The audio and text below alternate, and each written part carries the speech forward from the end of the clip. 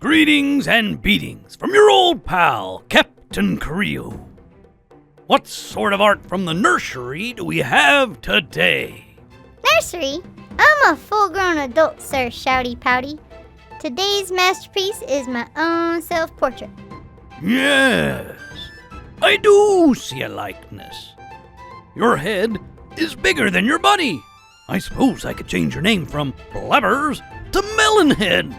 Not funny, you meanie. And my name isn't Blabbers. Read today's devotion.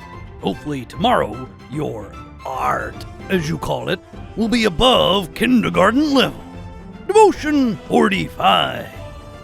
Samuel was growing, but the family of Eli was still in charge, and their ministry as priests was not a good thing.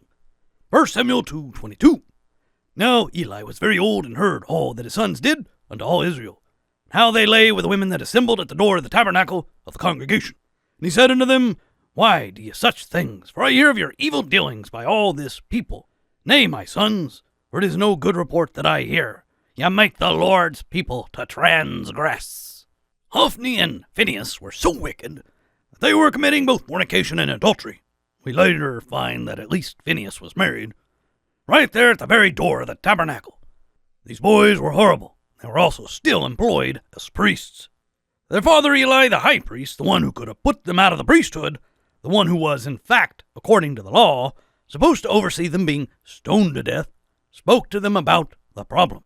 As we will later see, God expected much more than speaking to them. Parents, do remember that sometimes words are simply not enough. Concept of punishment, especially corporal punishment, is viewed with horror in our world today, but is still biblical, effective, and necessary.